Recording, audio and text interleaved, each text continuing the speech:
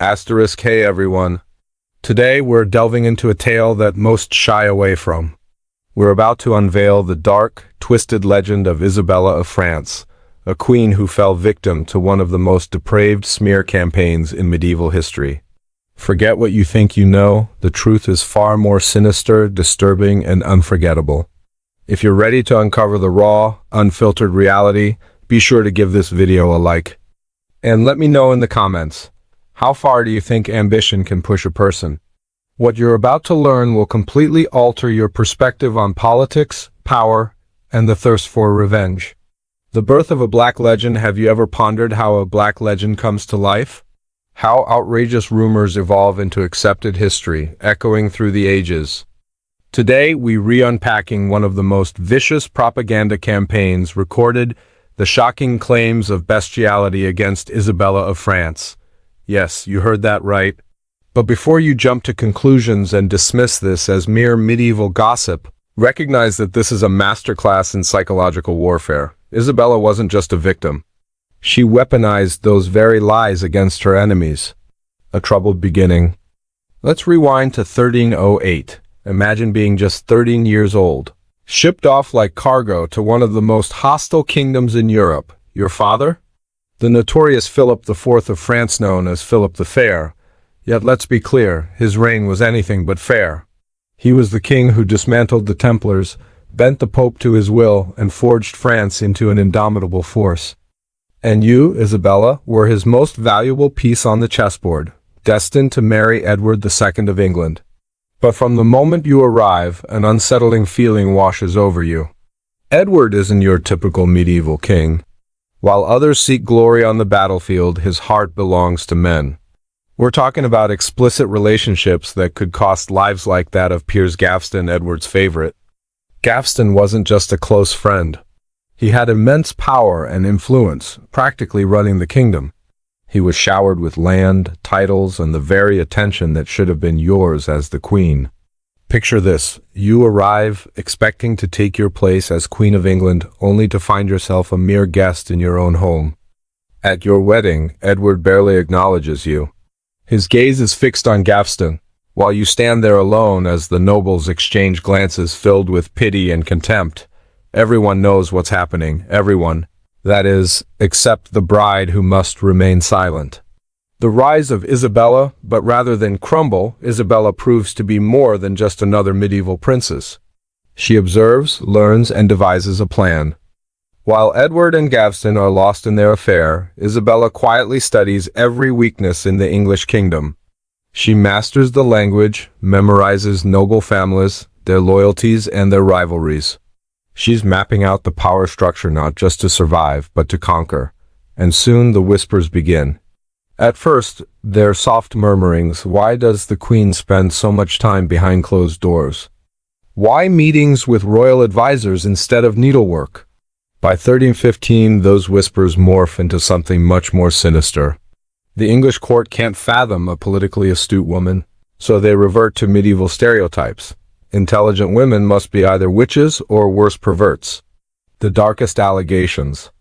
Rumors swirl that Isabella engages in dark pagan rituals. Allegations escalate, culminating in the most scandalous charge, that she engages in bestiality.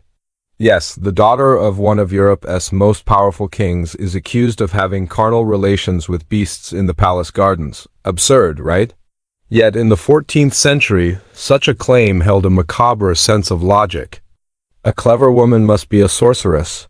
An independent woman must be possessed.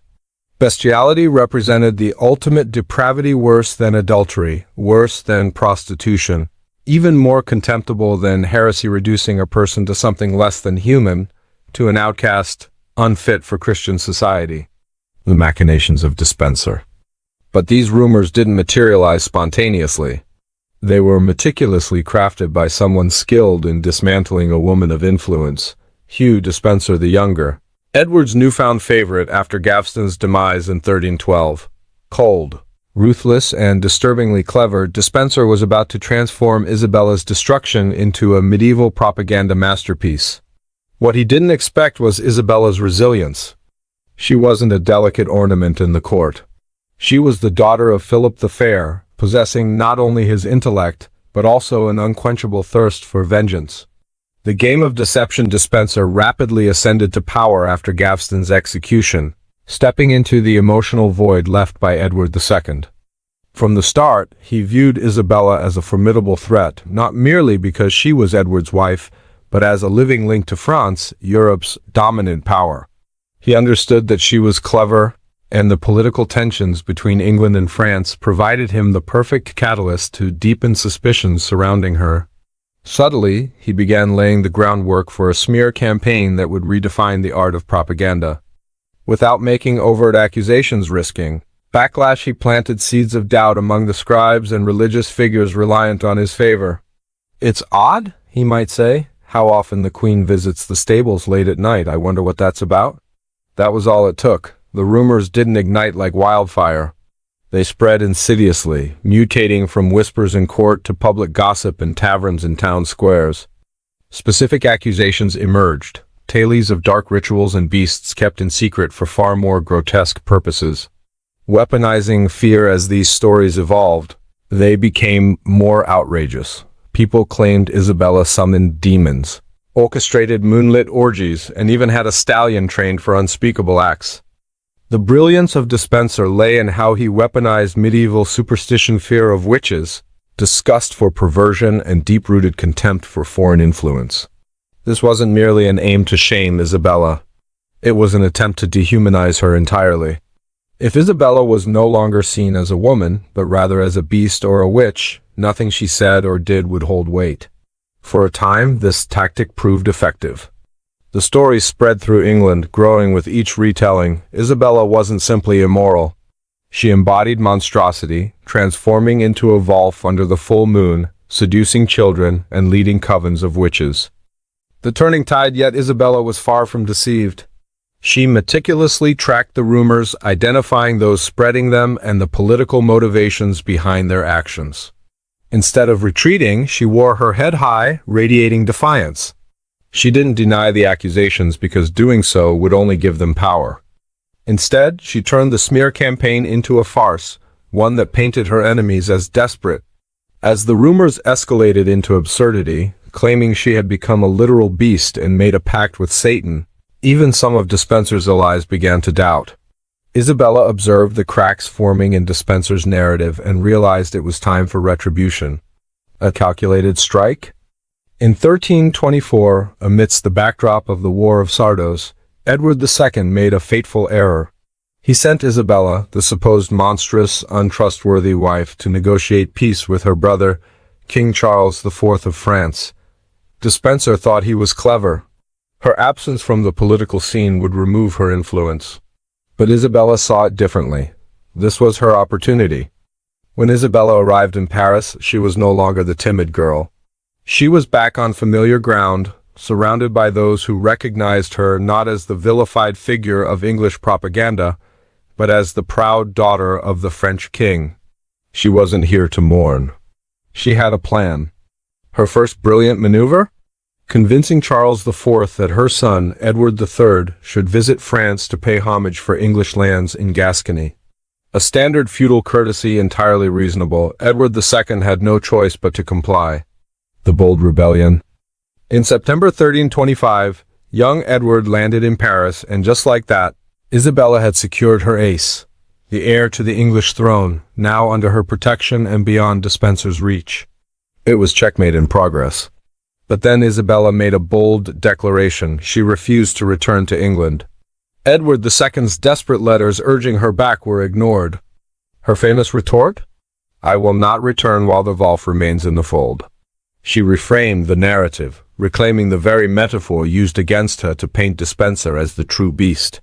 For years, chroniclers had derided Isabella as a she-wolf.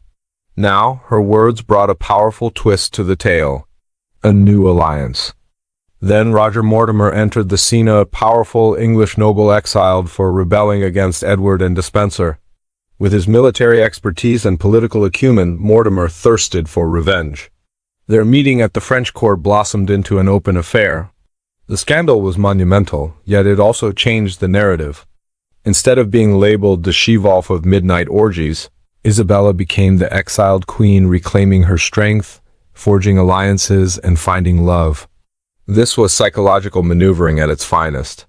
Rather than allow the absurd rumors to persist, Isabella presented something tangible, a real scandal. The invasion?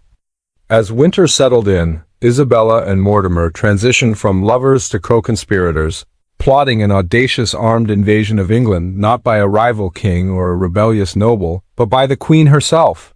This was no mere quest for power. It was a quest to obliterate the legacies of Hugh Despencer and Edward II, ensuring they would never recover from her vengeance. Isabella framed her campaign not as an act of treachery, but as a mother's fight for her rightful heir. She penned impassioned letters to English nobles, positioning herself and Edward III as the exiles wrongfully forced away by tyranny. "It is not I who has abandoned England," she wrote, "but England that has been abandoned by those meant to protect it." This resonated deeply. Many nobles were already disillusioned by the current state of leadership under Edward and Despencer. Subscribe to our channel and hit the bell to support our work. Never miss an upload. Like this vid, drop a comment and share it with others to help us grow this historical community.